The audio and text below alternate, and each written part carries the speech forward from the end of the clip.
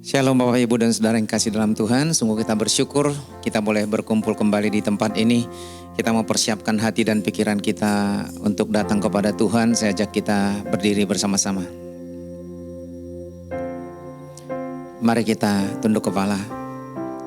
Adapun pertolongan kita datangnya dari Tuhan yang menciptakan langit bumi serta segala isinya. Tuhan yang setia dan tidak pernah meninggalkan perbuatan tangannya tapi kekal sampai selama-lamanya.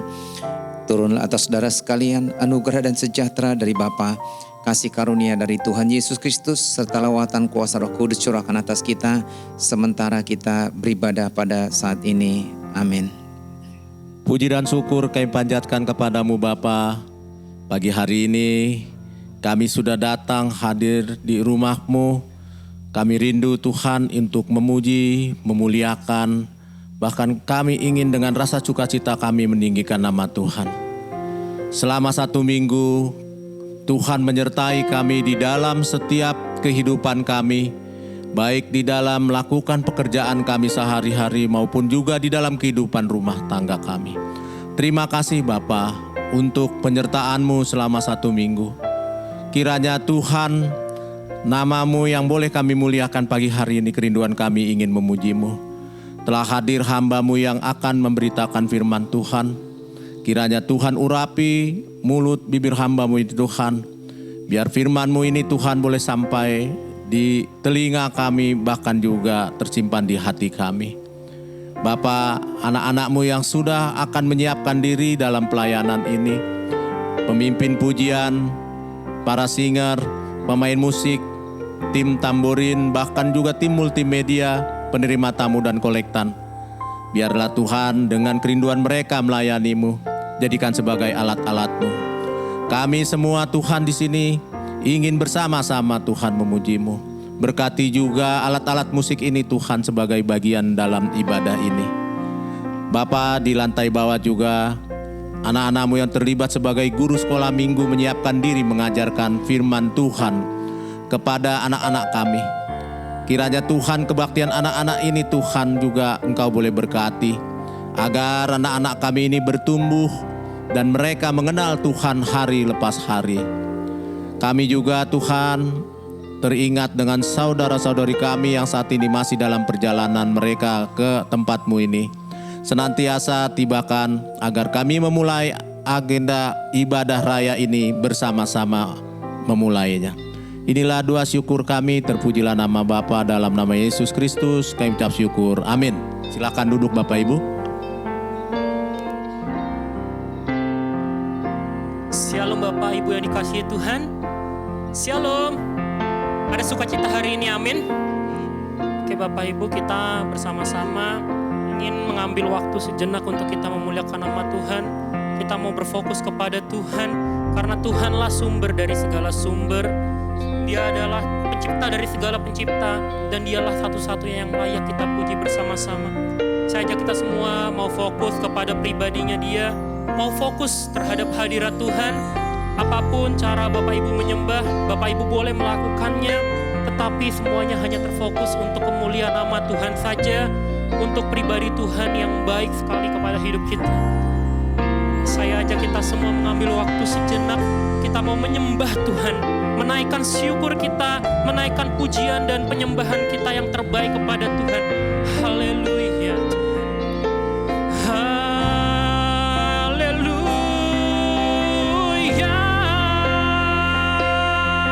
Terima kasih Tuhan, kami boleh Tuhan izinkan untuk beribadah kepadamu.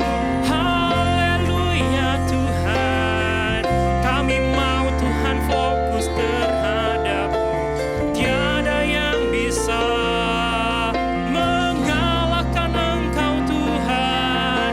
Haleluya. Bawa kami Tuhan, agar kami tidak disetir oleh pemikiran kami sendiri ya Tuhan, karena kami bisa mengelola diri kami ya Tuhan untuk memuliakan nama Tuhan. Bawa kami ya Tuhan, agar kami bisa terfokus hanya Engkau saja yang menjadi satu-satunya Tuhan. Di waktu ini ya Tuhan, kami pingin agar setiap kami hanya terfokus kepada Engkau ya Tuhan.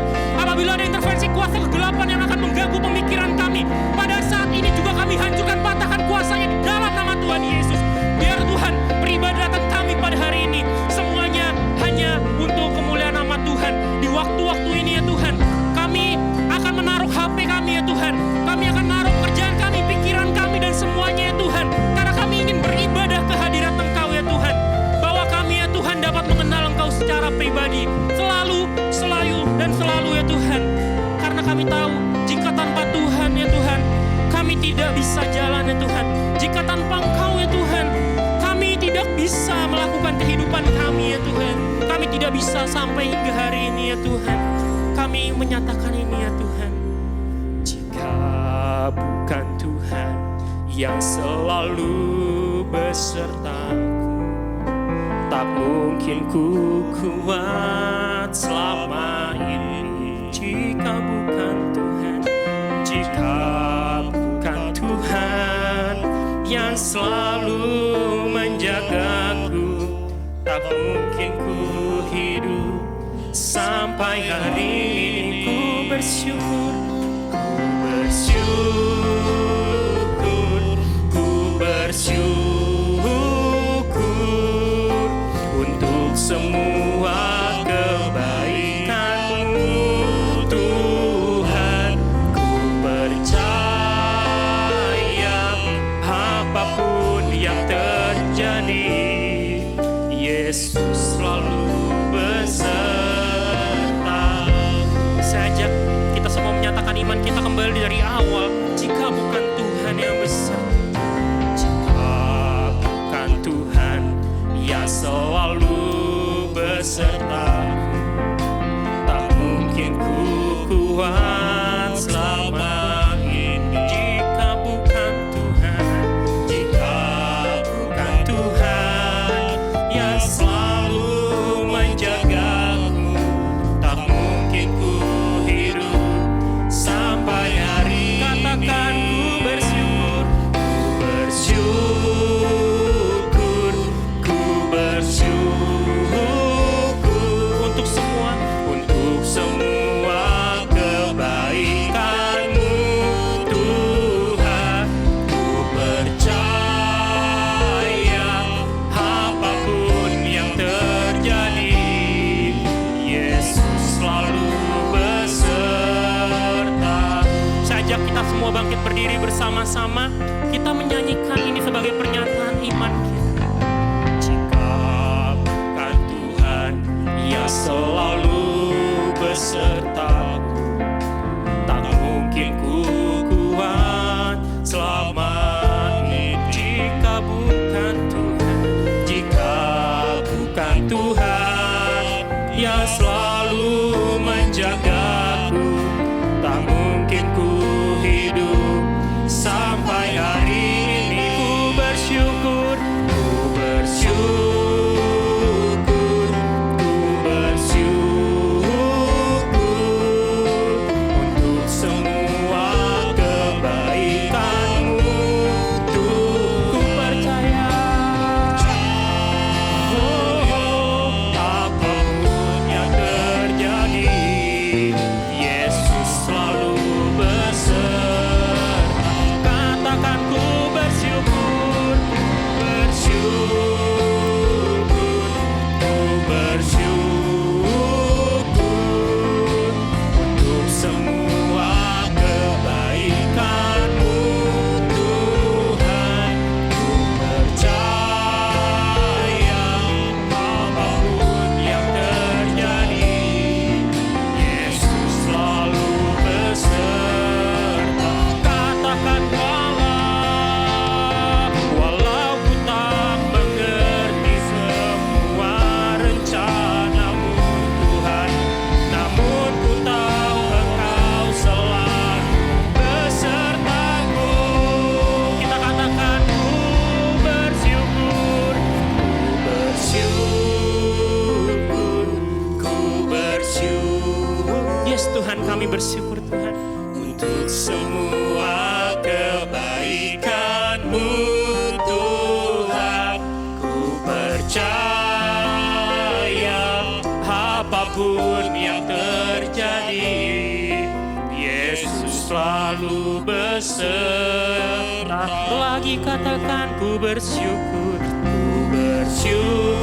Tuhan, ini pernyataan iman kami ya Tuhan, bahwa kami sangat Tuhan bersyukur karena semua yang Tuhan berikan kepada kami ya Tuhan. Kami bersyukur, tanpa Engkau kami ada apanya Tuhan, tidak ada apa-apanya Tuhan. Karena Tuhan menguatkan kami percaya Tuhan bahwa Tuhan selalu ada beserta dengan kami ya Tuhan.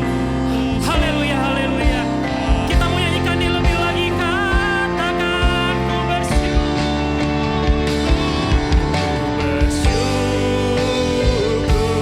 ku bersyukur untuk semua kebaikan-Mu. Ku percaya apapun yang terjadi, Yesus selalu beserta. Yesus selalu besertaku. Yesus selalu beserta. Yesus selalu. Yesus selalu beserta.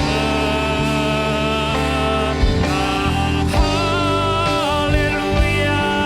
Terima kasih Tuhan, karena Engkau Tuhan selalu ada menyertai kami Tuhan. Apapun keadaannya, tiada satu pun terjadi tanpa kebaikan Tuhan. Tiada hari Tuhan kami merasa jauh, karena Tuhan selalu beserta kami. Haleluya, haleluya Tuhan, haleluya, haleluya. Kami mau Tuhan berfokus kepada keindahan dan kuasa Tuhan. Kami mau Tuhan selalu menyadari bahwa Tuhan satu-satunya penyelamat kami. Tiada yang lain yang bisa menarik kami Tuhan. Haleluya. Kami mohon Tuhan, jangan izinkan pencobaan datang kepada kami. Kami mau menjadikan Tuhan sebagai segala-galanya di dalam hidup. Oh yeah, haleluya. Katakan ku tahu hidupku adalah penyembahan. Kau ciptakanku dalam kemuliaan. Kami tahu ya Tuhan, bahwa kami diciptakan di dalam kemuliaan. Ku tahu kami berharga Tuhan, hidupku, dan selalu ya Tuhan, Tuhan spesialkan dari seluruh ciptaan yang lain ya Tuhan. Kami beserta kepada Engkau ya Tuhan. Haleluya Tuhan.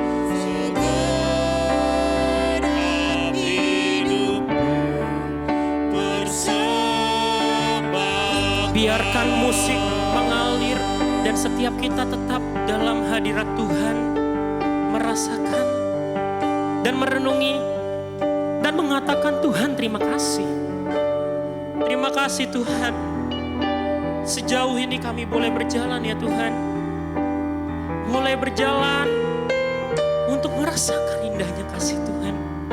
Ampuni apabila selama ini ya Tuhan, perkataan kami hanya semata-mata kebohongan ya Tuhan.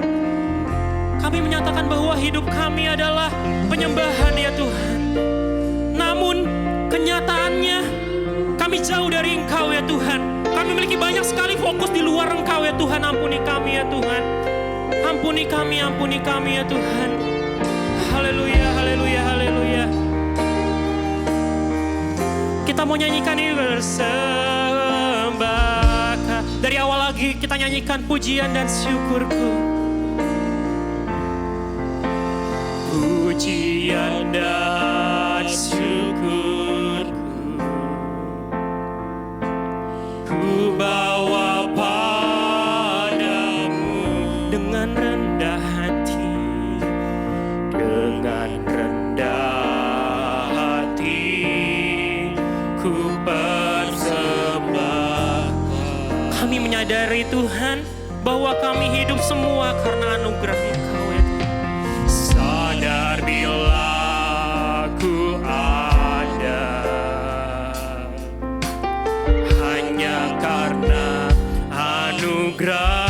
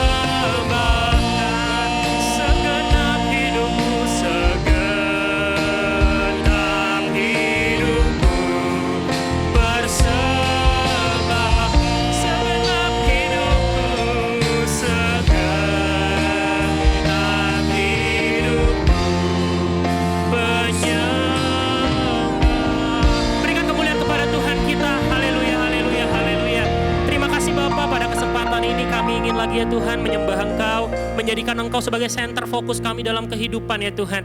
Ajar kami ya Tuhan agar kami selalu dapat menunjukkan bahwa kami memang mencintai Tuhan, bukan hanya sekedar ya Tuhan pencitraan ataupun hal-hal lain ya Tuhan. Kami serahkan diri kami dan kasih-Mu, urapi dan kuduskan kami ya Tuhan. Terima kasih ya Tuhan, kami serahkan tangan kasih-Mu. Di dalam nama Tuhan Yesus kami bersyukur dan berdoa. Haleluya, amin. Silakan duduk Bapak Ibu. Saya sapa sekali lagi, Shalom. Shalom. Ada sukacita hari ini, amin. Kita ingin menjadikan Tuhan sebagai yang nomor satu Bapak Ibu, amin. Ya, kita mau menyatakan iman kita. Semoga ini menjadi kebenaran dalam kehidupan Bapak Ibu bahwa Yesus adalah yang terutama, jauh lebih daripada yang lain. Karena Dia adalah satu-satunya yang paling atas, yang paling pertama dan yang paling mulia di hadapan semua. Saya ajak kita semua tepuk tangan ya. Namamu selalu ada di tempat pertama.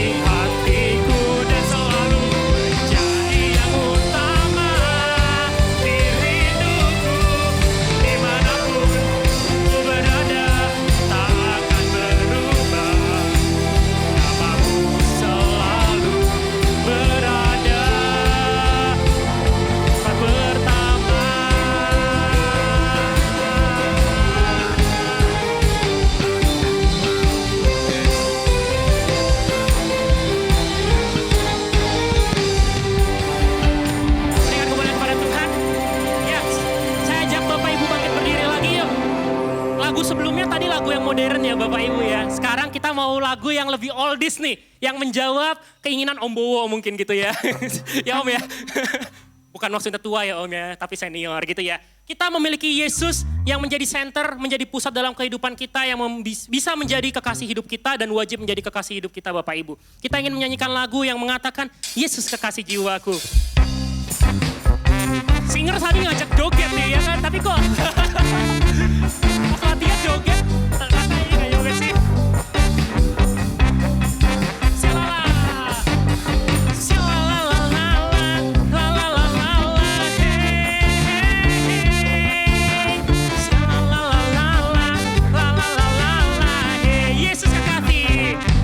Yesus kekasih jiwaku, sungguh ku percaya padamu, karena kasih-Mu pada kau tebus jiwaku, kau tebus jiwaku dari terbitnya matahari dan sampai terbenamnya.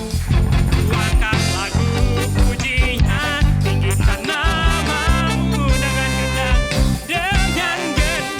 ku puji dengan kecapi. Oh, oh, ku bernyanyi haleluya, Yesus kekal. Kita menyanyikan dari awal lagi, syalalala.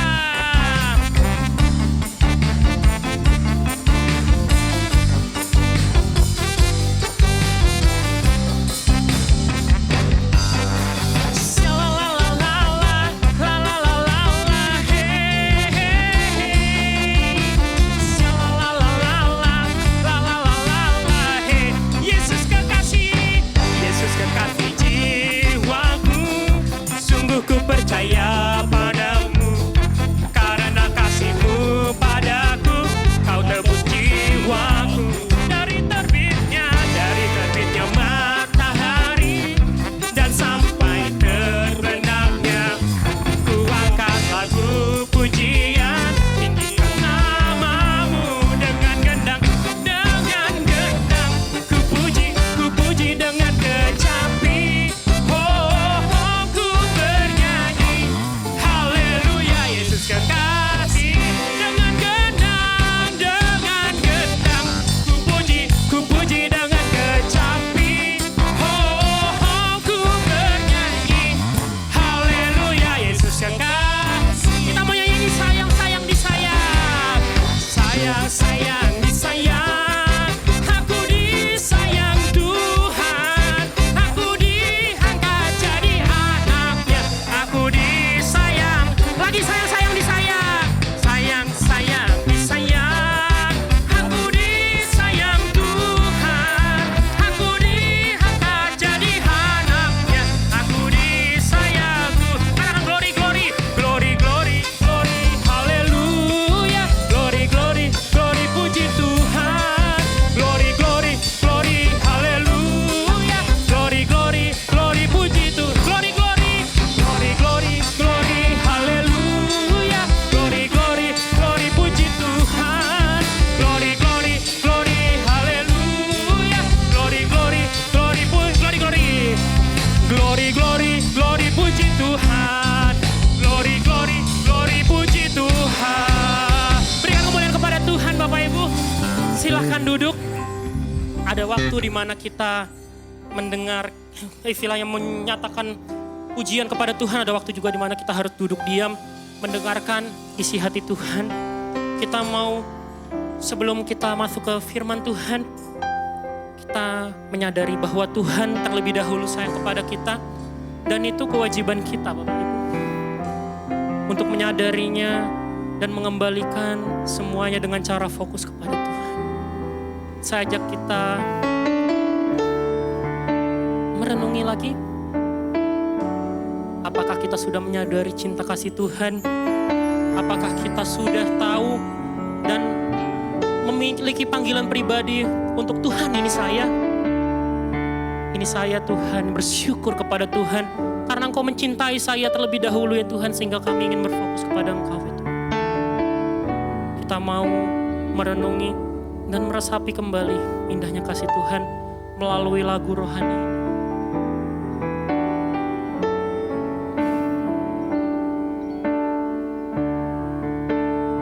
Yesus.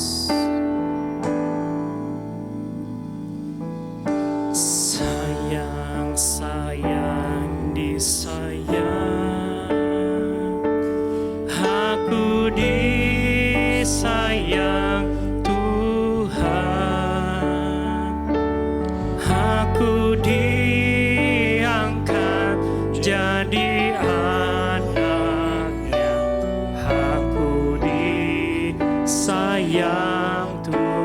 Lagi katakan saya disayang, aku disayang Tuhan,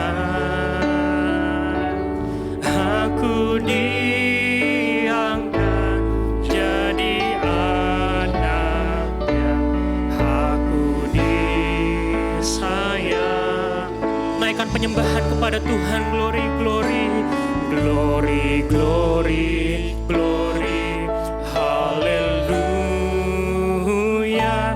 Glory, glory, glory, puji Tuhan. Glory, glory, glory, haleluya. Glory, glory, glory, puji Tuhan. Kita menyanyikan lagu ini dari awal kembali. Sayang, sayang, terima kasih Tuhan. Sayang, sayang, disayang,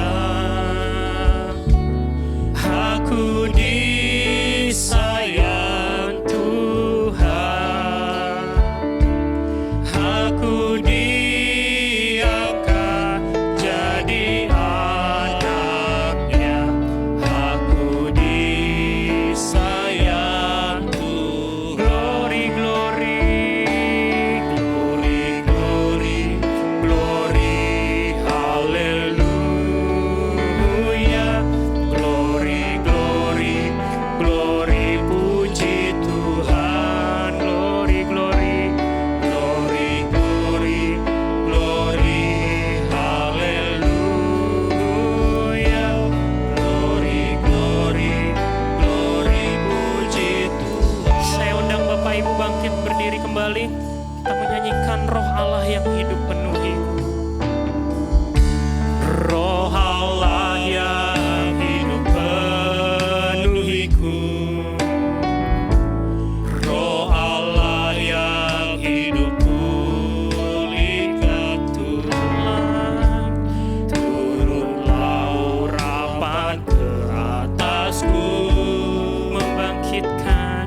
membangkitkan kuasa. Roh Allah, Roh Allah yang hidup penuhiku, Roh Allah yang hidup pulihkanku.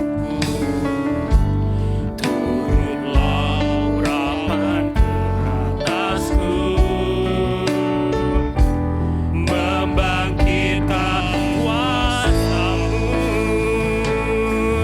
membebaskan hidup yang terbelenggu, memulihkan hati mereka yang terkam, serta mencelingkan mata yang buta.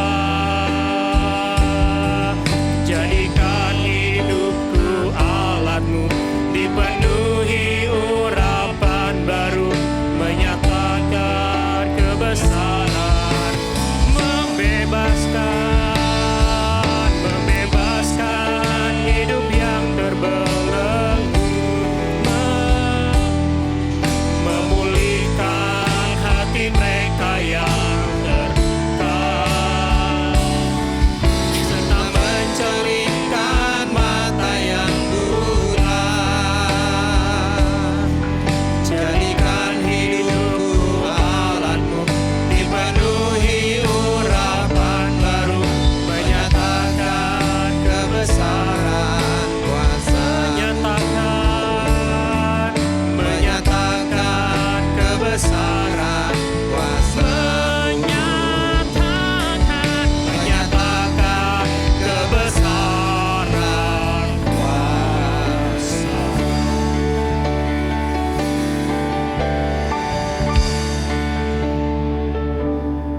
Kami percaya Tuhan, apabila kami mengarahkan hati dan pikiran kami kepada Tuhan dan fokus kepada pribadi-Mu, maka kami akan mengalami kuasa Tuhan.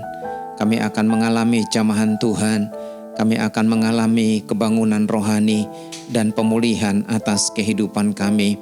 Itu sebabnya bahwa kami untuk lebih tertarik dengan perkara-perkara surgawi yang akan terus menuntun kami berjalan sesuai dengan kehendak-Mu, dan kami boleh hidup dalam rancangan Tuhan.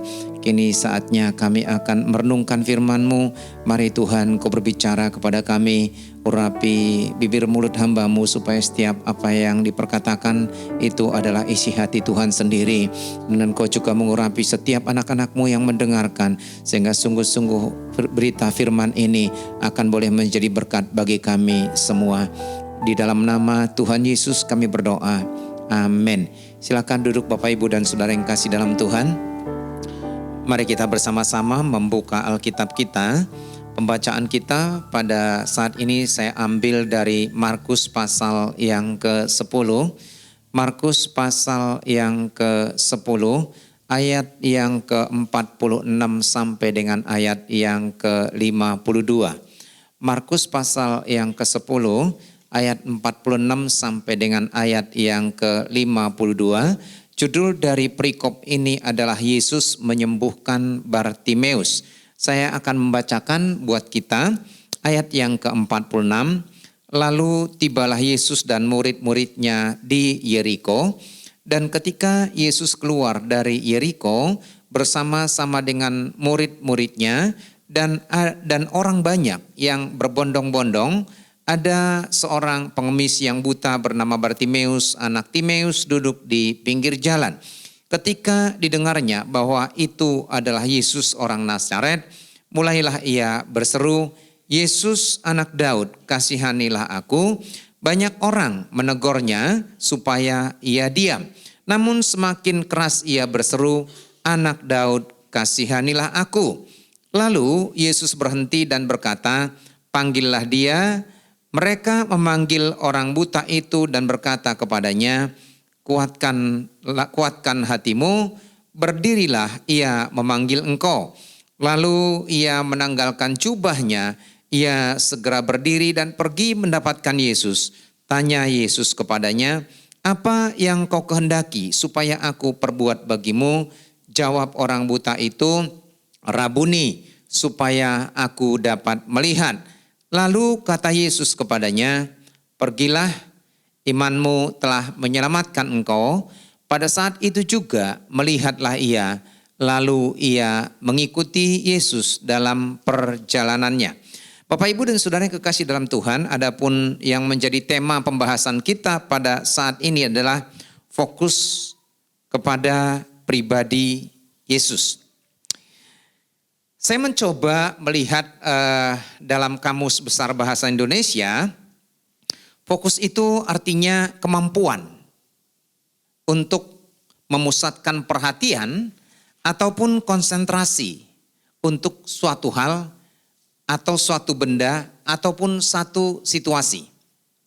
Jadi itu artinya bahwa ada kapasitas dari seseorang, ada kemampuan dari seseorang untuk memusatkan diri ataupun memusatkan perhatian. Artinya ada juga orang yang tidak punya kemampuan untuk itu. Barangkali seseorang tidak punya kemampuan untuk itu bisa disebabkan oleh banyak faktor. Yang pertama adalah mungkin orang ini punya konsentrasi yang kurang baik. Seperti misalnya seorang anak autis. Kalau bukan kepada hal-hal tertentu, maka biasanya sulit bagi orang ini untuk bisa memusatkan perhatian. Yang kedua, oleh karena ketertarikan kepada suatu hal atau suatu benda atau suatu kegiatan, akhirnya orang ini tidak mampu memusatkan perhatian kepada yang lain. Sebagai satu contoh, salah satu faktor utama yang menjadi penyebab gagalnya komunikasi di tengah-tengah masyarakat, di tengah-tengah keluarga, ataupun terutama hubungan suami istri dan orang tua dan anak pada saat ini adalah karena ketidakmampuan untuk fokus terhadap lawan bicara. Dan yang menyebabkan ketidakmampuan fokus kepada lawan bicara ini adalah faktor gadget. Coba Bapak Ibu, kita introspeksi sejenak. Berapa banyak akhirnya kita bersuara nada tinggi, atau mengulang-ulangi satu perkataan, atau menyampaikan satu pesan, oleh karena lawan bicara kita lebih fokus kepada gadgetnya. Coba Bapak Ibu, terhadap teman, terhadap kekasih, terhadap suami, ataupun terhadap istri. Berapa banyak komunikasi kita gagal, berapa banyak kita akhirnya gagal paham, berapa banyak kita salah mengerti, oleh karena kita tidak fokus kepada perkataan dari orang yang sedang berinteraksi dengan kita. Itu karena fokus kita kepada sesuatu yang mungkin pada saat itu yang menarik perhatian buat kita. Nah, tetapi yang menjadi tema kita pada saat ini adalah fokus kepada pribadi Yesus. Kalau fokus kepada uang saya kira cepat ya. Ataupun mungkin fokus kepada satu benda yang menimbulkan daya tarik buat kita, itu sangat mudah. Tetapi fokus kepada pribadi Yesus itu tidak mudah. Dan fokus ini tentu ditentukan oleh sikap hati, respon kita, dan kemudian ketertarikan kita kepada sesuatu. Nah, yang menjadi pertanyaannya adalah seberapa menarik buat kita Yesus? Seberapa penting buat kita Dia? Sehingga itu akan menarik hati kita dan pikiran kita untuk mengarahkan diri kepada pribadi Yesus. Pembacaan kita hari ini menceritakan tentang seorang yang tunanetra. Orang Indonesia memang bahasanya sangat bertingkat ya Bapak Ibu ya. Kalau katanya orang buta itu agak kasar, tapi Alkitab berkata memang orang buta.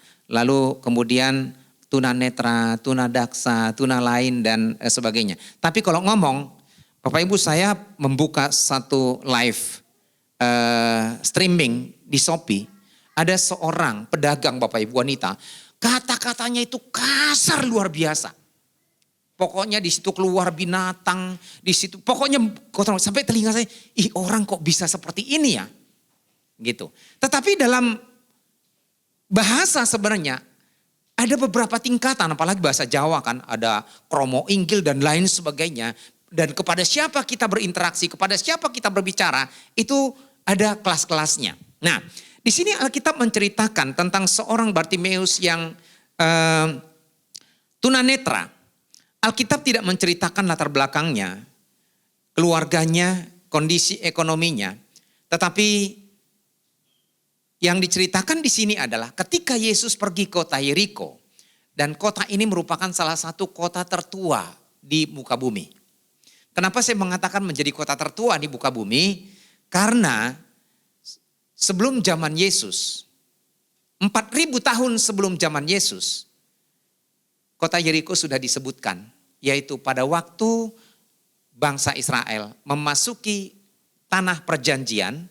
Dan lalu kemudian Musa mengutus 12 pengintai untuk mengintai kota Yeriko. Dan kemudian setelah mereka menyeberangi sungai Yordan, mereka berperang untuk melawan kota Yeriko dan orang Israel berhasil menghancurkan tembok kota Yeriko dan kemudian mengalahkan kota tersebut. Dan sampai sekarang kota itu masih ada dan kota itu tidak terlalu besar. Kalau boleh saya berkata, Bekasi lebih gede daripada kota Yeriko. Mungkin kota Yeriko 1 jam barangkali bisa dikelilingi semuanya.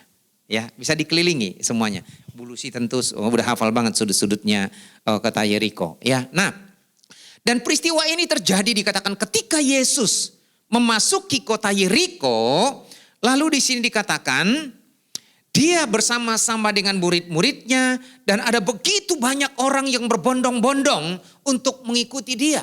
Dan memang kita tahu bahwa kemanapun Yesus berada, kemanapun Yesus pergi, akan selalu banyak orang yang berbondong-bondong untuk mengikuti Yesus. Apakah mereka fokus kepada pribadi Yesus, ataukah mereka fokus kepada yang lain? Ya, pada umumnya masing-masing orang mengikut Yesus itu dimotivasi oleh kepentingan masing-masing mereka. Orang Farisi sebagaimana kita tahu, para pemuka-pemuka agama, mereka mendengarkan Yesus. Bukan karena mereka ingin mendengar Yesus, bukan ingin mendengarkan pengajaran Yesus, tetapi mereka mencoba untuk mencari-cari kesalahan Yesus. Bagaimana caranya supaya mereka dapat menjebak dan kemudian menyalahkan Tuhan Yesus. Dan itu sudah menjadi kebiasaan buat mereka. Tetapi juga ada orang-orang yang punya masalah, ada orang-orang yang punya pergumulan. Tapi tidak jarang juga mereka adalah para penonton-penonton yang banyak ngomong. Ya, para penonton hendak melihat seperti apa sih sebenarnya Yesus itu. Katanya Yesus itu seperti ini, katanya Yesus ini begini. Dan mereka hanya sekedar menonton. Dan ternyata di antara ketika Yesus berjalan menyusuri kota Yeriko, Alkitab menceritakan bahwa ada seorang yang buta, yaitu seorang pengemis bernama Bartimeus, duduk di pinggir jalan. Ya, duduk di pinggir jalan. Kalau kita mungkin mengingat ada dua peristiwa yang sangat menarik di kota Yeriko. Salah satu adalah Bartimeus yang duduk di pinggir jalan. Barangkali pada waktu itu dia ada di situ memang dengan satu tujuan, untuk menantikan uluran tangan orang lain menjadi seorang pengemis. Karena kita tahu memang seorang pengemis, seorang yang tunanetra pasti jalan hidupnya berbeda dengan orang lain. Karena mereka memiliki keterbatasan fisik. Berbeda dengan zaman sekarang, orang-orang yang memiliki keterbatasan fisik, mereka sudah banyak memiliki skill, kemampuan yang diberikan oleh pemerintah supaya mereka bisa menjadi orang-orang yang produktif.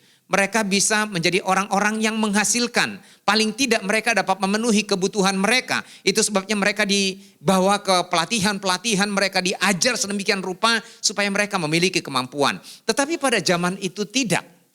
Dan itu sebabnya biasanya para pengemis hanya duduk meminta-minta di pinggir jalan. Kenapa mereka meminta-minta? Sudah pasti barangkali karena mereka tidak lagi mampu memenuhi kebutuhan hidup mereka. Ataupun keluarga mereka mungkin sudah tidak sanggup lagi memenuhi kebutuhannya. Ataupun mungkin mereka sudah tidak memiliki keluarga yang bisa mensupport kehidupan mereka. Nah, Bapak Ibu dan Saudara yang kasih dalam Tuhan, ketika Bartimeus mendengar bahwa Yesus sedang berada di kota Yeriko, di tempat ia berada, maka timbullah pengharapan dan sikap optimis dari hati yang terdalam dari seorang Bartimeus. Kalau selama ini dia duduk di pinggir jalan, atau ketika ada orang yang lewat, yang dia nantikan adalah bagaimana orang mengulurkan tangan kepadanya. Barangkali memberikan makanan, ataupun mungkin sedikit uang untuk dapat membeli apa yang dia butuhkan. Dan tidak lebih daripada itu. Karena memang tidak ada sesuatu yang diharapkan lebih daripada itu. Yang diharapkan dia mendapatkan sesuatu dari orang lain untuk memenuhi kebutuhan hidupnya. Hanya sebatas itu. Tetapi justru kita melihat seorang Bartimeus tidak lagi berfokus kepada apa yang dibutuhkan hari itu. Tidak lagi berfokus kepada makanan. Tidak lagi berfokus kepada uang. Tidak lagi berfokus kepada perkara-perkara lainnya. Tetapi yang menjadi fokusnya adalah supaya ia dapat melihat. Sebab ketika Yesus mendengar seruan dari Bartimeus, lalu dia berkata, panggillah dia. Lalu orang banyak itu menyuruh dia untuk menghampiri Yesus. Lalu Yesus bertanya kepadanya, apa yang kau kehendaki supaya aku perbuat bagimu? Lalu dia mengatakan, Rabuni, guru, supaya aku dapat melihat. Dia tidak mengatakan lagi, supaya aku bisa makan. Supaya engkau memberikan roti kepadaku. Supaya engkau memberikan uang yang cukup kepadaku. Untuk memenuhi kebutuhanku hari demi hari. Sampai akhirnya satu saat ketika ajal menjemputku. Semua kebutuhanku tidak tercukup. Semua kebutuhanku sudah tercukupi. Tetapi justru dia mengatakan, Rabuni, supaya aku dapat melihat. Bapak, Ibu dan Saudara yang kekasih dalam Tuhan. Ketika harapan dan keinginan dia sudah mulai dibangun. Ada satu keyakinan bahwa apabila dia berjumpa dengan Yesus, apabila Yesus mendengarkan seruannya, apabila Yesus tahu dia ada di situ, maka dia akan sembuh. Dan dia akan memiliki kehidupan yang baru. Dia akan memiliki babak baru dalam kehidupannya. Tetapi ternyata mimpi dan harapan yang dia bangun dan rasa optimisme yang sudah dia miliki untuk mendapatkan kesembuhan dari Yesus, tidak dengan begitu mudah dia peroleh. Kenapa demikian? Karena paling tidak ada 3 persoalan yang harus dihadapi. Ada 3 hambatan yang harus dihadapi. Ada 3 tantangan yang harus dihadapi. Dan Bapak Ibu dan Saudara yang kasih dalam Tuhan, memang dalam perjalanan kehidupan kita tidak dapat dipungkiri bahwa tidak segala sesuatu bisa kita peroleh dengan mudah ataupun gampang. Ada kalanya kita bisa meraih sesuatu itu dengan mudah atau gampang. Tetapi kadang-kadang ada kalanya kita harus memperoleh segala sesuatu itu dengan tetesan air mata, dengan keringat, dengan perjuangan. Bahkan mungkin sampai kita seolah-olah berada di ambang keputusasaan. Dan satu hal yang diinginkan oleh Bartimeus adalah berjumpa dengan Yesus dan dia akan sembuh. Tapi ternyata harapan yang dia bangun tidak dapatkan secara mudah ataupun secara instan. Dan biasanya kalau orang yang menggampangkan segala sesuatu, ketika berpikir bahwa dia akan mendapatkan itu dengan mudah, lalu dia tidak mendapatkannya, dia akan kecewa, dia akan mutung, dia akan berputus asa. Karena tidak diproses dalam menjalani kehidupan yang keras. Apalagi sekarang ini kan ada seorang ahli pernah berkata begini. Anak-anak generasi milenium dan anak-anak generasi Z itu lebih rentan terhadap keputusasaan dan stres dibandingkan anak-anak zaman dulu. Orang tua sekarang. Kenapa begitu? Karena mereka terbiasa mendapatkan segala sesuatu dengan mudah. Sedangkan orang dulu diproses dengan begitu kuat.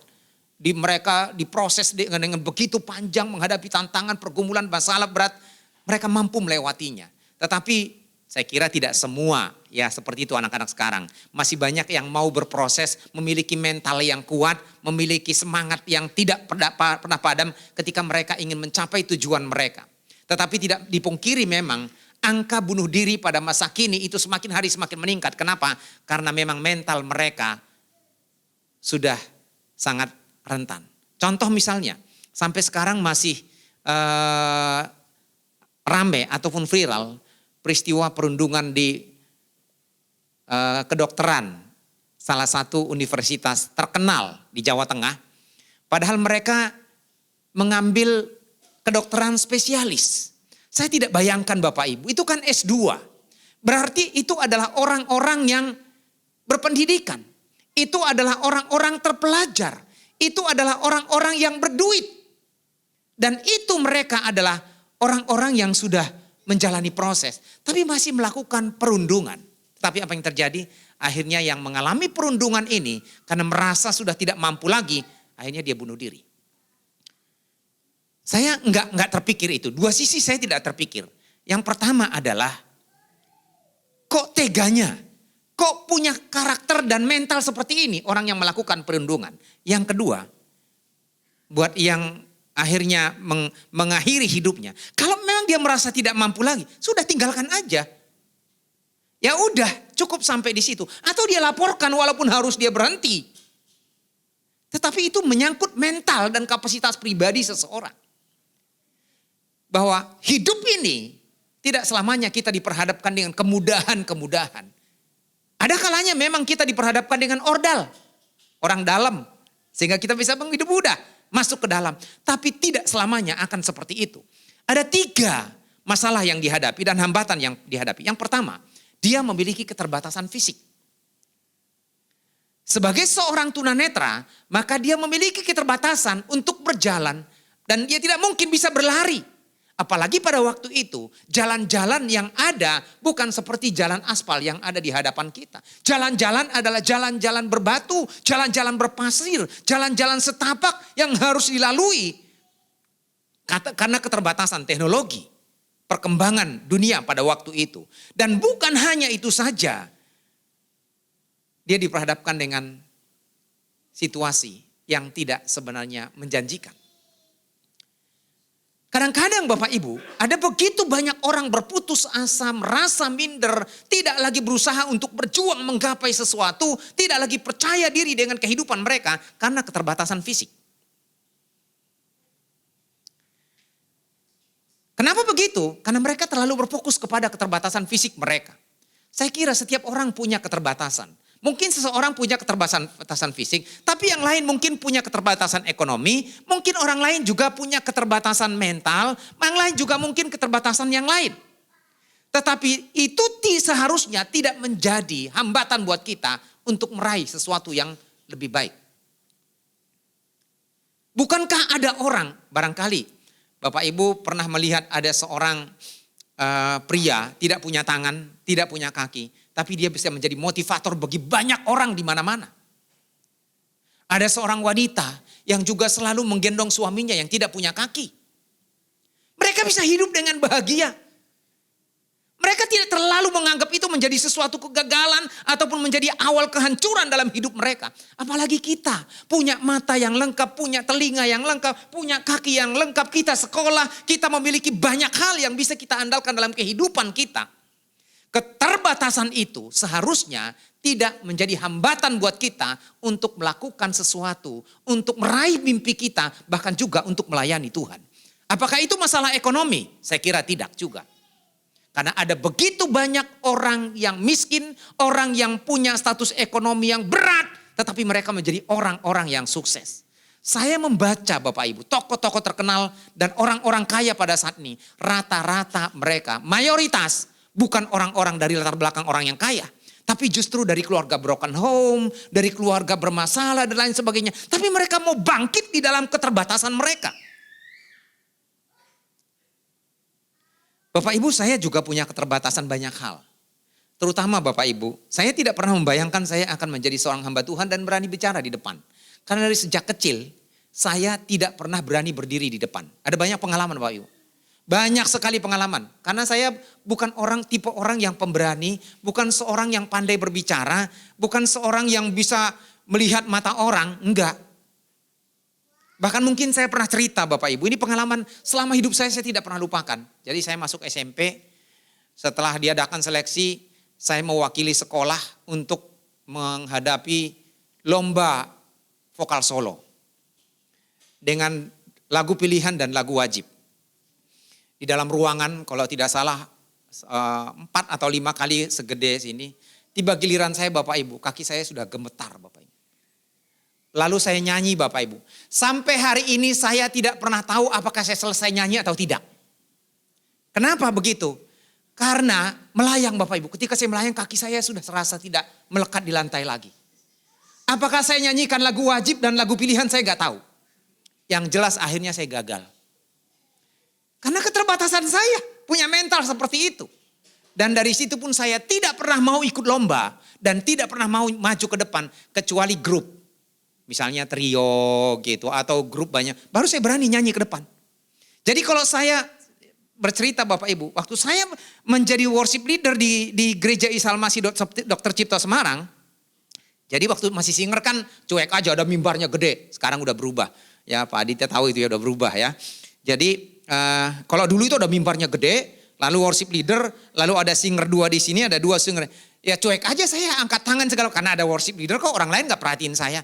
Tapi ketika saya mau jadi WL setengah jam sebelumnya diare. Gak berani angkat tangan. Selesai pimpin pujian karena ada pintu dari belakang, kabur ke toilet. Iya, karena diare, sakit perut. Itu masalah keterbatasan. Tetapi itu tidak membuat saya berhenti sampai di situ. Akhirnya saya dari situ ke Bandung, saya jadi koordinator WL singer musik. Saya ke Pegangsaan menjadi koordinator WL singer musik sampai di tempat ini. Karena saya tidak berfokus kepada apa yang menjadi keterbatasan diri saya. Tapi saya ingin melakukan sesuatu yang terbaik. Dan saya fokus kepada pribadi Yesus. Nah, yang pertama keterbatasan fisik. Siapa kita punya keterbatasan? Semua kita punya keterbatasan. Tapi jangan keterbatasan itu membuat kita bermalas-malasan, menarik diri dari lingkungan, lalu kemudian berhenti sampai di situ berpangku tangan. Yang lain punya kelebihan. Kita ngelihat orang itu kok punya kelebihan, orang itu kok punya kemampuan. Harusnya kita introspeksi diri kita. Kita punya kekurangan, tapi bagaimana kita bisa menutupi kekurangan itu, kita untuk meraih yang terbaik dalam hidup kita. Yang kedua, dia punya masalah apa? Kerumunan banyak orang. Ayat 46 itu masih ada banyak orang berbondong-bondong hendak mengikut Yesus. Saya masih ingat Bapak Ibu, waktu masa kecil saya, kadang-kadang kan ada orang penjual obat, bawa ular, atau bawa apalah itu, membuat akrobat gitu, supaya orang nonton. Ya, masih punya pengalaman gak? Yang kalau masih punya pengalaman berarti masih seusia dengan saya, atau ya dekat-dekat dengan itu. Kalau anak sekarang mungkin udah gak seperti itu, paling lihat monyet gitu kan, ting tong gitu, itu doang. Ya. Tapi zaman seusia saya ke atas saya kira pasti masih ada di pasar gitu. Apalagi kan pasar di sana seminggu cuma berapa kali gitu kan. Jadi pada saat itu datang tukang obat gitu sambil pakai ming. Wah itu kemudian kadang-kadang ada ular, ada apa lagu nonton orang. Nah buat orang yang punya keterbatasan fisik dan anak kecil bisa masuk nggak? Bisa lihat nggak? Enggak. Makanya Sakius juga punya keterbatasan fisik. Ketika Yesus datang ke Yeriko, dia nggak bisa melihat Yesus. Sakius aja punya keterbatasan, hanya masalah fisik yang tidak normal. Artinya pendek, karena Sakius dikatakan tuh pendek, dia kaya. Karena dia adalah seorang pemungut cukai. Nah, dia aja punya keterbatasan fisik, tapi justru dia tidak mempermasalahkan keterbatasan fisik itu apa? Seorang pejabat, seorang kaya, seorang terhormat di kalangan masyarakat pada waktu itu karena punya duit, manjat pohon. Gak peduli. Ya. Justru karena kerumunan orang banyak, dia manjat pohon dan hanya ingin melihat siapa dan seperti apa sebenarnya Yesus. Ini begitu banyak orang berbondong-bondong. Dia di pinggir jalan tiba-tiba ada segerombolan orang mengikuti Yesus. Yang pertama dia sudah punya keterbatasan fisik, gak bisa melihat. Yang kedua dia harus menerobos begitu banyak orang. Bagaimana supaya dia berjumpa dengan Yesus. Tetapi ternyata tidak mudah.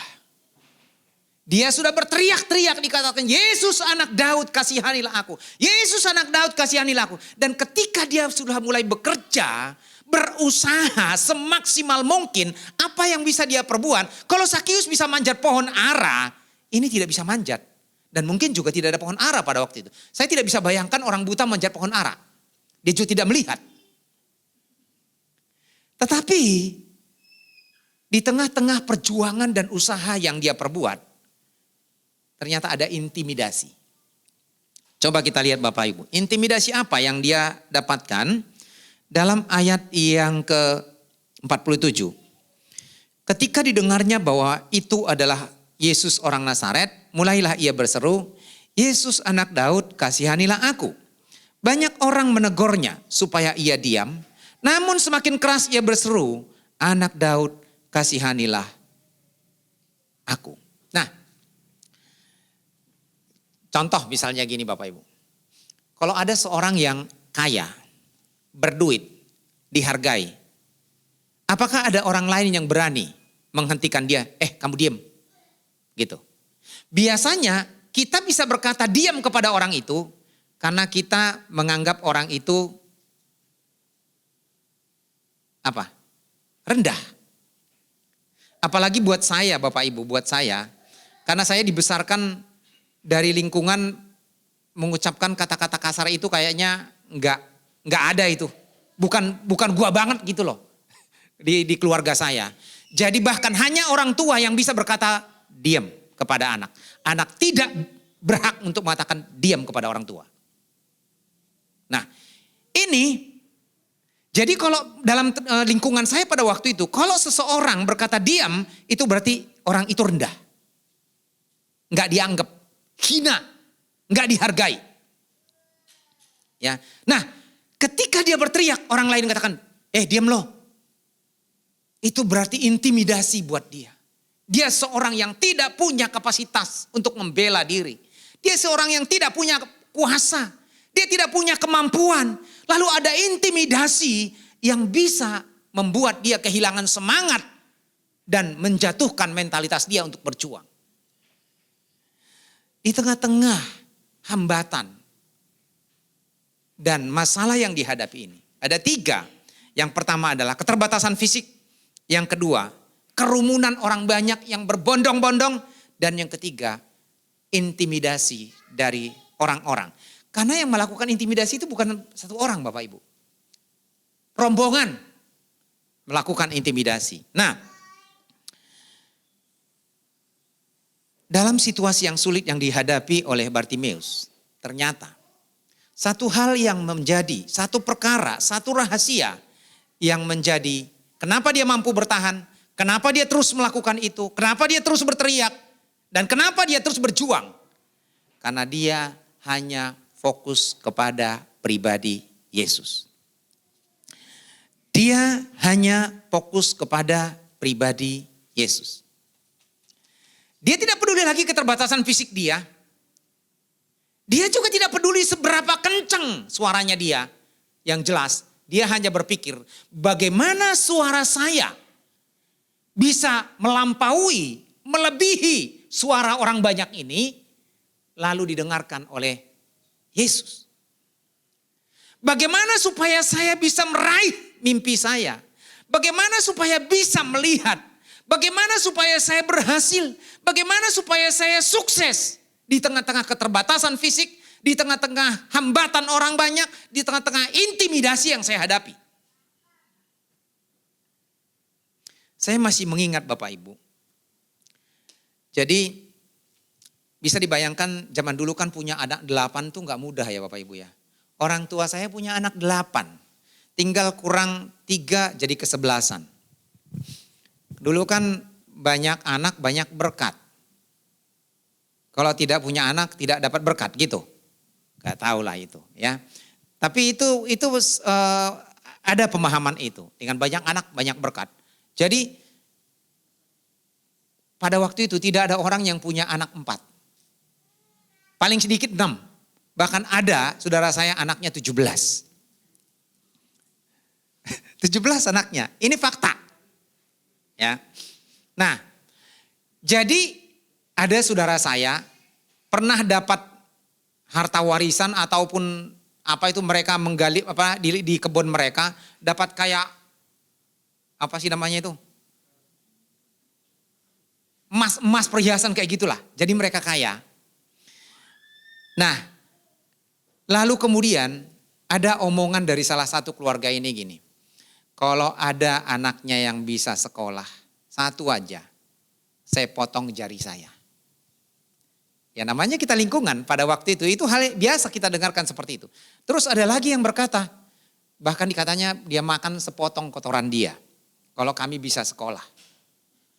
Dan saya mendengar itu Bapak Ibu. Tapi justru itu menjadi pemacu buat kami untuk sekolah dan puji Tuhan.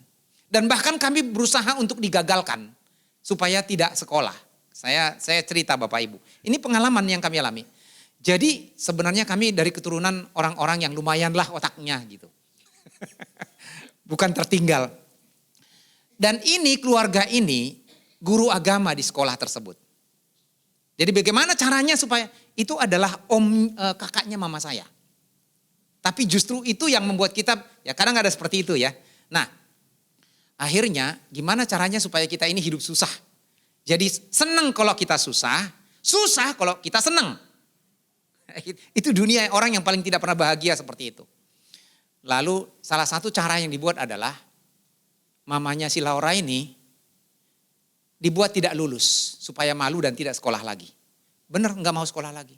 Dan saudara saya yang lain pun anak kakak mama saya yang nomor 1 dibuat seperti itu juga. Pinter-pinter tapi dibuat gak lulus. Yang terakhir bapak ibu saya kenanya. Jadi mereka ini punya kendaraan lalu mau bikin jalan gede. Jadi kebun mama saya itu dihabisin lewat tanpa pamit. Mama saya nangis-nangis. Lalu kemudian saya itu bapak ibu kelas 4 SD. Saya juara 1. Bisa dibayangkan mungkin gak tinggal kelas juara 1. Gak mungkin lah ya kelas 4 SD. Tapi ada cara yang dia buat. Nilai agama saya dibuat nilai 4. Zaman itu kalau nilai agama merah berarti nggak lulus. 4 Bapak Ibu. Itu menimbulkan masalah buat guru-guru yang lain. Nah kalau anak ini tinggal kelas berarti semua tinggal kelas. Tapi mau tidak mau sampai hari ini rapot saya nilai 4 Bapak Ibu. Saya tidak jadi tinggal kelas. Itu karena kemurahan Tuhan. Nah akhirnya apa yang terjadi Bapak Ibu? Situasi ini mendorong kami semua sekolah. Semua harus sekolah. Dan puji Tuhan semuanya sekolah. Dan setelah saya lulus Bapak Ibu, saya lulus S2, mereka berbondong-bondong dengan berbagai macam cara untuk mantu saya. Bisa seperti itu.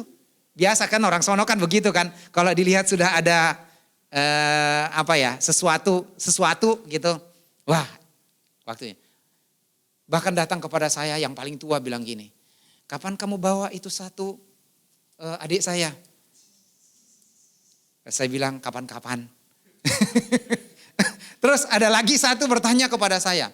Ada bilang gini, siapa kalian yang akan ngambil pariban kalian? Terus saya bilang kayak kami kan cuma 2. Saya jawab kayak gitu. Jadi saya jawab seperti itu. Tapi justru dalam kelemahan kita, dalam situasi yang sulit yang kita hadapi, dalam hambatan, justru kita melihat peluang bukan untuk balas dendam, tapi bagaimana supaya kehidupan kita bisa menjadi lebih baik.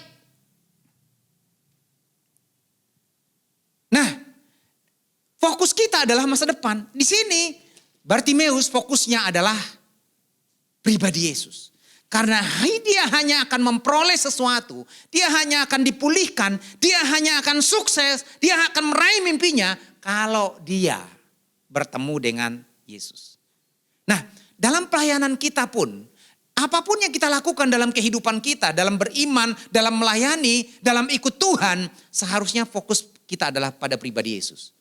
Bukan pendeta, walaupun pendeta itu perlu. Bukan WL, walaupun WL perlu. Bukan pemain musik, walaupun pemain musik perlu. Bukan majelis, walaupun majelis perlu. Tetapi seharusnya fokus kita adalah pribadi Yesus. Kita melayani, kita beribadah, kita memberikan sesuatu yang kita punya. Itu fokus pribadi kita seharusnya Yesus. Bukan orang lain, karena orang lain pasti akan mengecewakan kita. Tidak sesuai dengan mimpi kita. Tidak sesuai dengan harapan kita. Kita akan sakit hati, kita akan kecewa. Tapi kalau fokus pribadi kita adalah Yesus, maka kita akan terus melakukan yang terbaik dalam hidup kita. Lalu, oleh karena fokus pribadi dia adalah Yesus, bagaimana dia bersikap pada waktu itu? Yang pertama, ternyata Bartimeus ini seorang yang bermental kuat. Ya, seorang yang bermental kuat. Kenapa saya mengatakan dia seorang yang bermental kuat? Yang pertama, oleh karena dia tidak mudah terprovokasi. Dia tidak mudah dihancurkan. Kenapa? Karena di sini dikatakan, yang pertama, yang jelas dia hanya duduk di pinggir jalan, punya keterbatasan fisik. Ada banyak orang yang menghambat dia untuk datang. Bahkan dia dalam tanda petik itu diintimidasi. Dan ternyata situasi ini, intimidasi yang dia peroleh, dia dapatkan, itu tidak membuat dia kemudian kehilangan semangat. Itu tidak membuat dia untuk berhenti. Itu tidak membuat dia kemudian marah, kecewa, lalu kemudian mencoba untuk mencari kambing hitam atau berhenti sedemikian rupa. Tetapi justru dia terus melangkah dengan semangat yang kuat. Walau mungkin belum tahu apa yang akan diperoleh. Kan ada banyak orang jadi pecundang ya Bapak Ibu ya. Pecundang itu adalah seseorang yang kalah sebelum bertanding. Dan dia ini bukan seorang pecundang, tapi dia seorang yang kuat. Dia terus berusaha dengan semangat dan mental yang kuat. Kalau boleh berkata begini, emang gua pikirin loh, gua mau ketemu dengan Yesus. Gua mau didengar oleh Yesus, apapun kata lo terserah di situ. Yang penting saya punya tujuan, dan tujuan saya bukan sesuatu yang salah. Tujuan saya adalah untuk kebaikan, tujuan saya adalah untuk meraih mimpi saya, untuk menggapai apa yang saya inginkan. Orang mau berkata atau mungkin anjing menggonggong, kafilah berlalu, begitu kan. Emang gue pikirin tuh ya jalan aja, gitu ya. Dan dia ini memiliki mental yang kuat. Tetapi memang untuk mendapatkan seorang yang bermental kuat, itu tidak mudah. Tapi jangan juga bermental kuat itu mukanya tebel, bermuka tebel gitu kan. Walaupun bohong kelihatannya tetap benar gitu, paling benar. Banyak kan orang sekarang ini kan seperti itu. Jadi memang beda ya bermental kuat dengan bermuka tebel. Kalau bermuka tebel itu kan nggak malu ya, nggak malu. Nah ini mungkin juga dua-duanya sih. Muka tebelnya itu nggak peduli gitu, tapi itu didasarkan kepada mentalnya yang kuat, tangguh, ya, tidak mudah untuk mundur, punya sikap optimisme yang kuat. Saya tidak panjang-panjang Bapak Ibu. Yang kedua adalah, kalau kita membandingkan, nomor satu dulu ya, saya membandingkan dalam pengalaman kehidupan Daud dalam Mazmur pasal 23 ayat 4, dia berkata begini. Sekalipun aku berjalan dalam lembah kekelaman, aku tidak takut. Aku tidak takut, walaupun itu bahaya. Itu Mazmur pasal 23 itu kan Tuhan adalah gembalaku. Dia percaya bahwa Tuhanlah yang memelihara dia, Tuhanlah yang akan menuntun dia, Tuhanlah yang akan menjadi penopang dia. Bahkan dikatakan gadamu dan tongkatmu itulah yang menuntun aku. Dia menyadari betapa Tuhan selalu ada bagi dia. Itu sebabnya sekalipun dia berada dalam lembah kekelaman, dia tidak takut. Dan Raja Daud punya pengalaman bagaimana dia diintimidasi, bagaimana dia direncanakan berkali-kali akan dibunuh oleh Saul. Tetapi justru dia tetap percaya kepada Tuhan dan dia memiliki mental yang kuat menghadapi situasi yang sulit dan intimidasi yang berat. Yang kedua adalah ternyata dasar dari semuanya ini, dia melangkah dan bertindak dengan iman. Ya, dia memiliki tindakan iman. Dia berusaha melakukan apapun itu didasarkan kepada tindakan iman. Itu bukan perkataan saya Bapak Ibu, tetapi itu adalah perkataan Tuhan Yesus. Coba kita lihat Bapak Ibu. Ayat yang ke-52. Lalu kata Yesus kepadanya, pergilah, imanmu telah menyelamatkan engkau. Pada saat itu juga melihatlah ia, lalu ia mengikuti Yesus dalam perjalanannya. Jadi ternyata adalah Bartimeus ini bertindak didasarkan kepada iman ataupun keyakinan. Saya kira jangankan seseorang punya iman, punya keyakinan aja itu sudah menjadi modal yang luar biasa. Kalau kita bandingkan dengan orang yang tidak punya keyakinan atau tidak percaya diri atau minder, biasanya sulit untuk melangkah karena tidak percaya diri, tidak punya keyakinan, ya. Nah, apalagi keyakinan seseorang itu didasarkan kepada percaya dan iman kepada Tuhan, maka semakin komplit. Ya. Tindakan yang didasarkan kepada keyakinan dan dasarnya adalah iman, itu membuat dia menjadi seorang yang hebat. Jadi tidak diceritakan oleh Alkitab sejak kapan dia mendengarkan tentang Yesus. Tidak juga diceritakan oleh Alkitab dari siapa dia mendengarkan tentang Yesus. Dan apa saja yang sudah dia didengar tentang Yesus. Tapi yang jelas yang dia tangkap adalah Yesus orang Nazaret itu adalah seorang yang sudah berkali-kali melakukan mujizat. Dia punya kemampuan supranatural, dia seorang yang hebat, dia seorang yang berkuasa, dia mampu menyembuhkan saya. Dan ini keyakinan ini yang tertanam di dalam hati dan pikirannya. Terpatri bahwa Yesus berkuasa, dia sanggup, dia mampu. Dan oleh karena keyakinan inilah, oleh karena iman inilah, maka dia tidak mudah untuk menyerah. Dia menjadi seorang yang bermental kuat. Dia menjadi seorang yang tangguh. Bartimeus tidak melihat. Tetapi dia mendengar. Tidak ada bukti-bukti nyata yang disaksikan oleh matanya. Bahwa ada orang yang sudah disembuhkan. Ada orang yang sudah dicelikan matanya. Dia tidak pernah melihat ada orang yang benar-benar mengalami kesembuhan oleh karena pribadi Yesus. Tapi justru hanya didengar oleh telinganya. Itu sebabnya firman Tuhan mengatakan dalam Roma pasal 10, iman timbul dari pendengaran dan pendengaran akan firman Tuhan. Karena dia dengar firman, maka firman itu tumbuh dan menjadi iman yang menimbulkan pengharapan dan keyakinan. Dan pengharapan dan keyakinan inilah menjadi modal utama buat dia untuk melangkah. Jadi dia melakukan tindakan iman.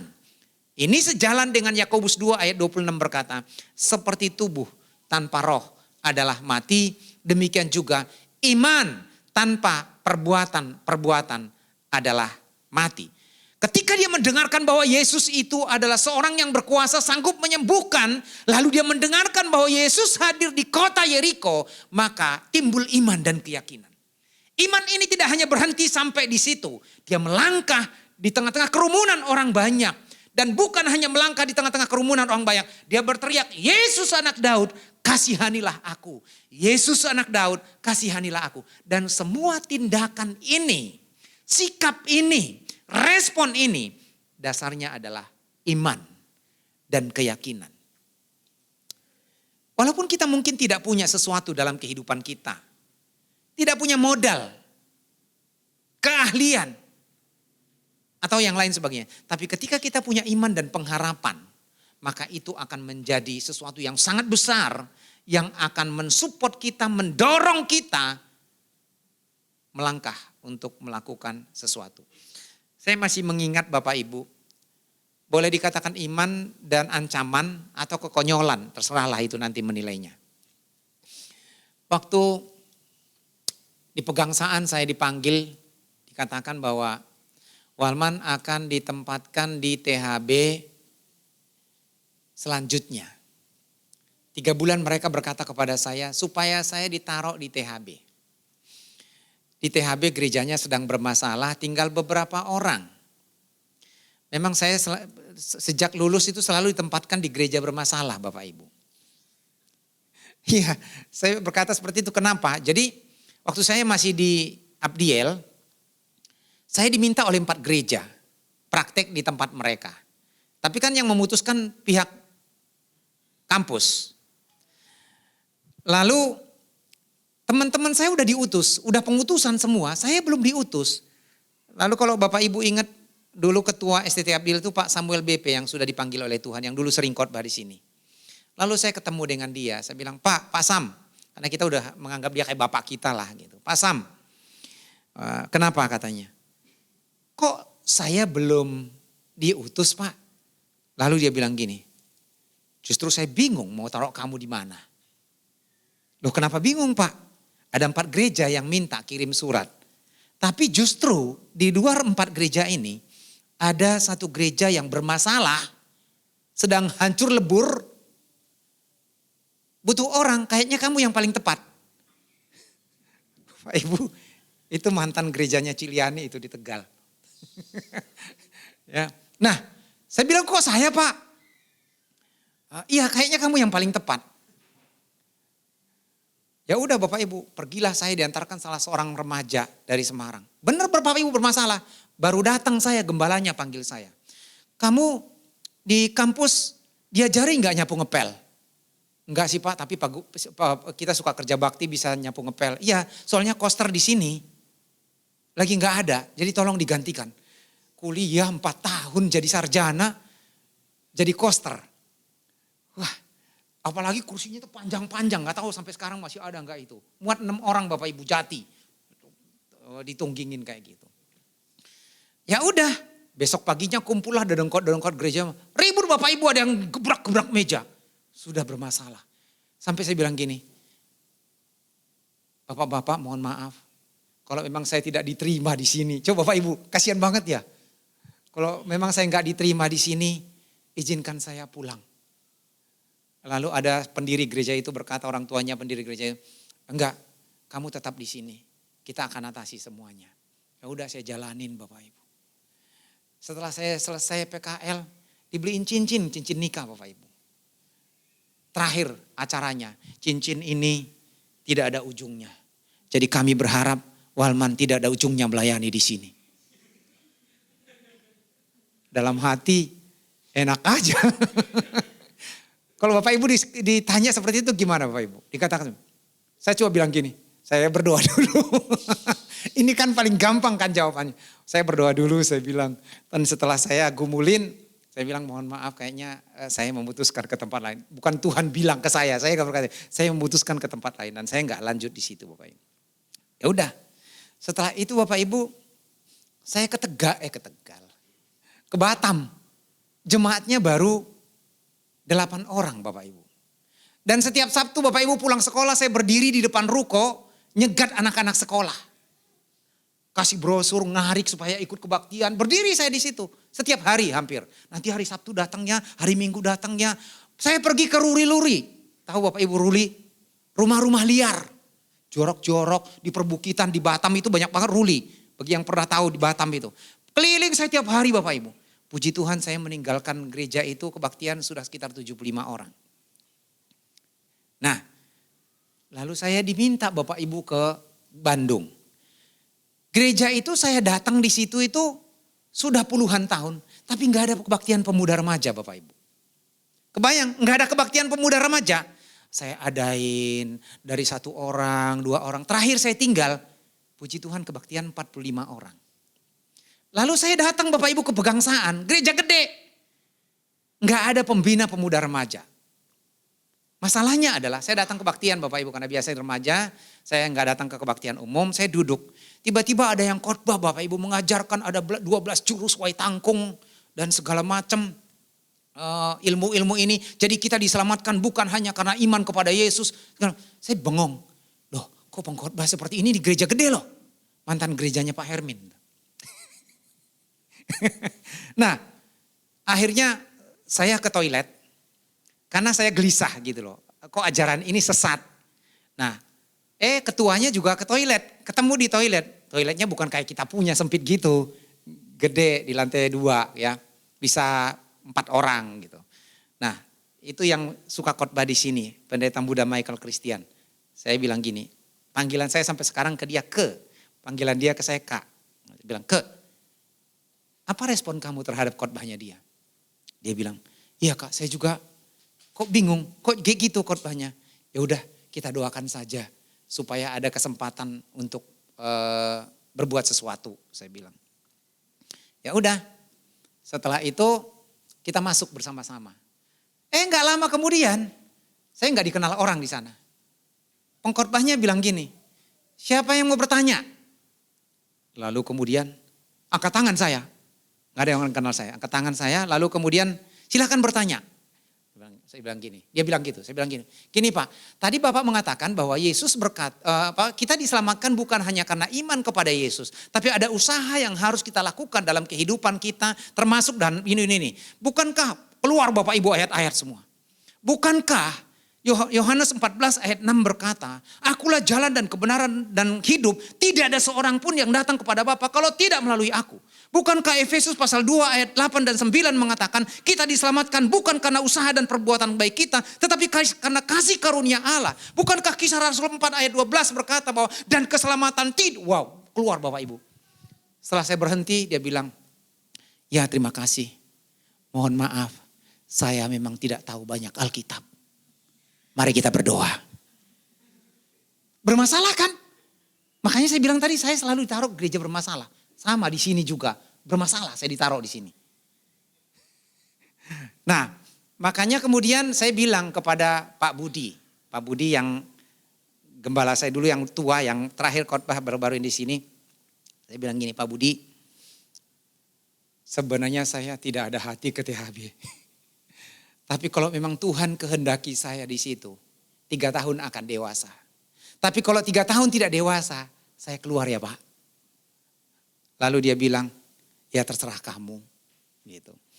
Ya udah saya coba, tapi puji Tuhan, ya yang lama-lama di sini ada Papa Tikos, ada Ciliani, dan yang lain-lain ada Pak Pangaribuan.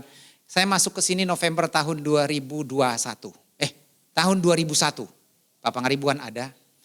Tahun 2004 dia ajukan ini didewasakan mandiri. Tahun 2005 dewasa. Dan memang 3 tahun. Itu perkataan iman tapi juga tentu dengan perjuangan. Ya boleh dibilang mungkin konyol 3 tahun didewasakan. Itu gak masuk akal. Cigiok ada di sini. Dulu Cigiok ini bendahara. Aktivis guru sekolah minggu yang galak. Cuma sekarang pensiun nggak tahu mensiunkan diri, padahal kita nggak pernah pensiunkan.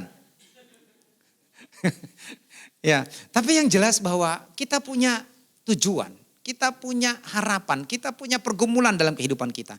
Di tengah-tengah usaha kita untuk meraih itu, ada banyak hambatan yang kita alami. Mungkin keterbatasan fisik kita, mungkin keterbatasan ekonomi, mungkin juga ada masalah-masalah yang lain, mungkin intimidasi yang bisa melemahkan iman kita dan semangat kita. Tapi kita belajar kepada Bartimeus, dia mengarahkan fokusnya hanya kepada pribadi Yesus. Dan ketika itu dia miliki, maka dia memiliki mental yang kuat dan tidak mudah untuk diintimidasi. Yang kedua, dia terus berusaha berjuang dengan tindakan iman. Maka akhirnya apa yang dikatakan oleh Tuhan Yesus, pergilah, imanmu telah menyelamatkan engkau. Dan bagi kita yang punya keyakinan tidak akan pernah berhenti. Terus berusaha dan berjuang meskipun ada kesulitan, intimidasi dalam kita melayani, meraih mimpi kita, meraih harapan kita, meraih tujuan kita, bahkan meraih masa depan kita. Mari melangkah bersama dan mata kita tertuju kepada Yesus. Mari kita berdoa. Bapa di dalam surga, kami bersyukur kembali kepadamu Tuhan. Kami belajar dari kehidupan Bartimeus. Meskipun dia memiliki keterbatasan fisik, bahkan mengalami hambatan oleh karena situasi dan keadaan. Tapi ternyata itu tidak membuat dia akhirnya menyerah. Itu tidak membuat dia terintimidasi. Itu tidak membuat dia akhirnya berputus asa. Oleh karena dia punya iman dan keyakinan kepada Tuhan. Oleh karena dia menaruh pengharapan satu-satunya hanya kepada Tuhan. Oleh karena dia fokus kepada pribadimu yang mampu menolong dan memulihkan dia. Karena itu mampukan kami Tuhan untuk terus melangkah dengan iman dan usaha kami. Maka kami percaya pertolongan Tuhan tidak pernah terlambat. Selalu tepat pada waktunya. Karena Tuhan mendengarkan seruan doa kami. Tuhan juga melihat usaha yang kami lakukan. Dan kami tidak akan pernah berhenti. Terus akan melangkah. Melayani Tuhan. Mengiring Tuhan. Dan menggapai masa depan kami. Hamba-Mu sudah berhenti berbicara, tapi biarlah Engkau terus akan berbicara kepada kami. Di dalam nama Tuhan Yesus kami berdoa. Amin. Waktu selanjutnya saya serahkan.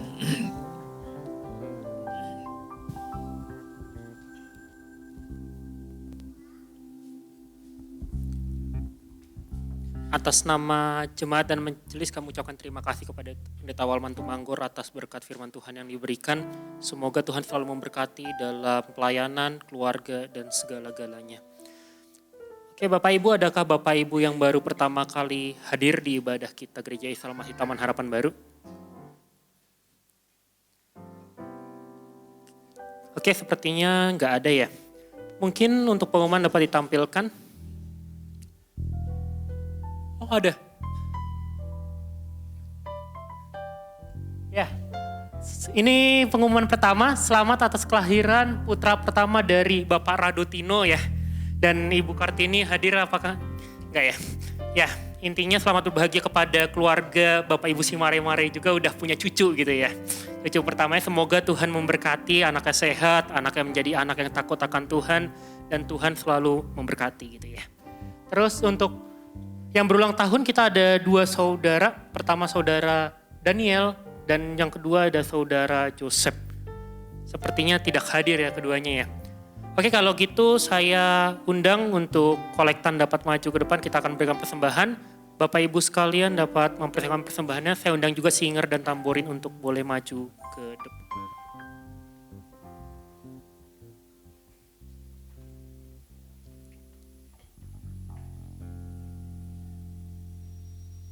Oke, untuk doa persembahan saya minta dengan kasih saudara Adi untuk dapat berdoa. Kita berdoa. kami syukuri Bapa untuk anugerah-Mu yang sungguh luar biasa dalam kehidupan kami. Terima kasih untuk setiap firman Tuhan yang boleh kami dengarkan pada pagi hari ini, di mana kami boleh diajarkan untuk menjadi pribadi yang fokus terhadap Tuhan.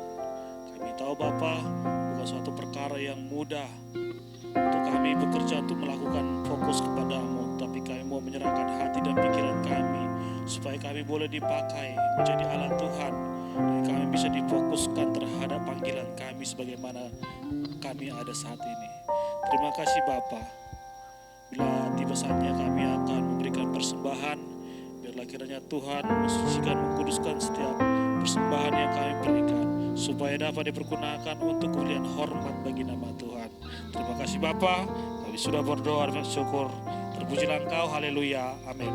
Tuhan selalu beserta.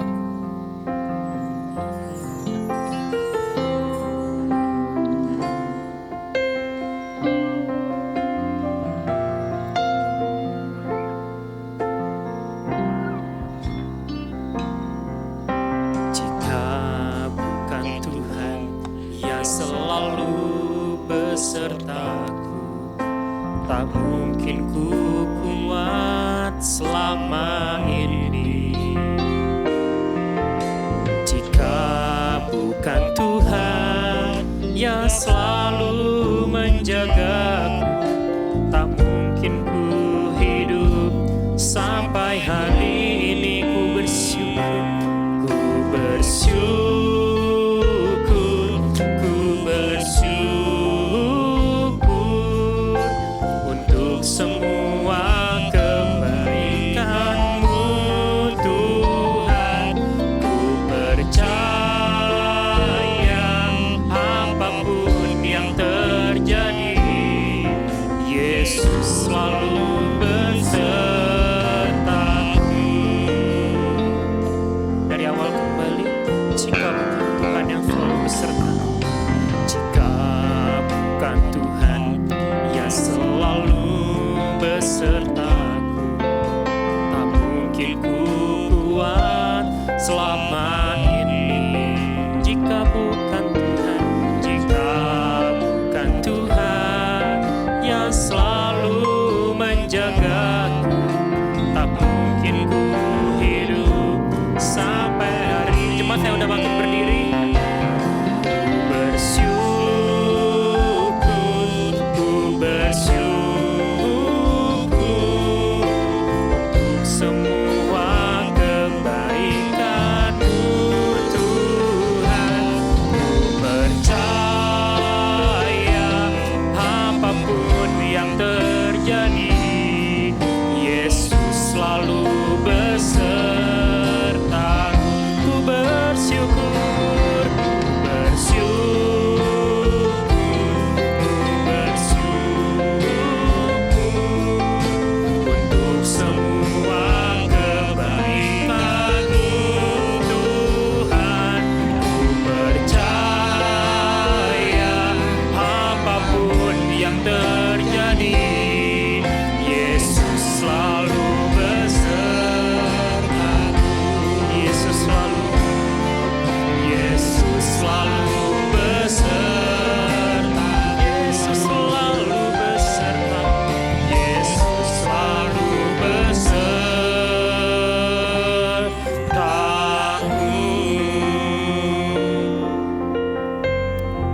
Benar Tuhan, kami percaya bahwa Engkau selalu menyertai kami dan penyertaan-Mu sempurna bagi kami.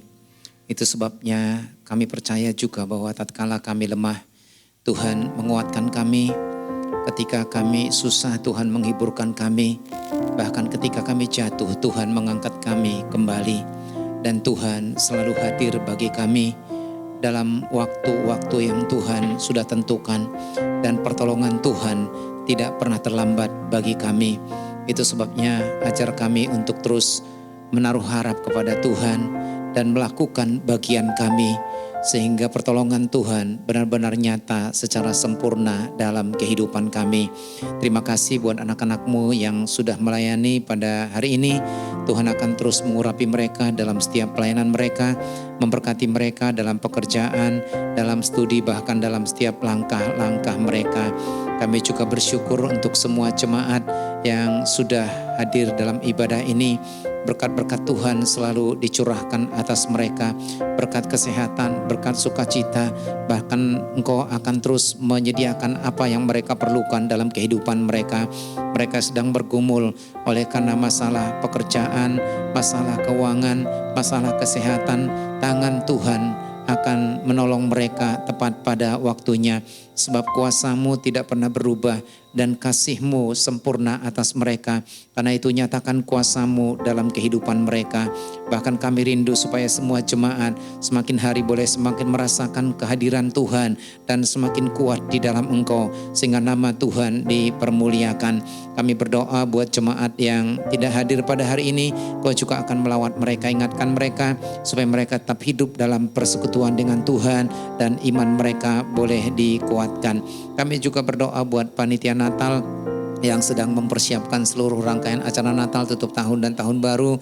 Urapi mereka, mampukan mereka sehingga mereka dapat mempersiapkan segala sesuatu secara maksimal, bukan untuk nama pribadi tetapi untuk kemuliaan nama Tuhan dan untuk memberkati banyak orang.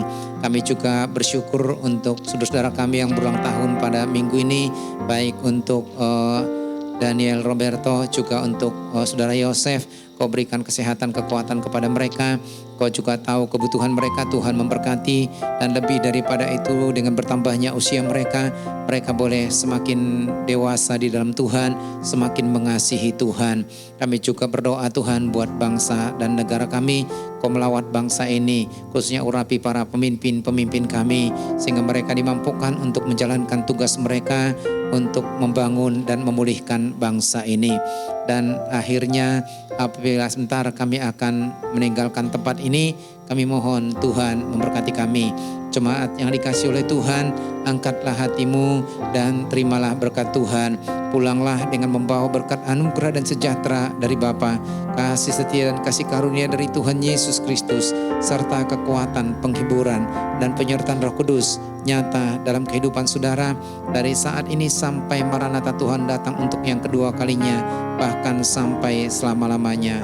Amin. Bapa, terima kasih. Bapa, terima kasih. Bapa di dalam surga, ku berterima kasih.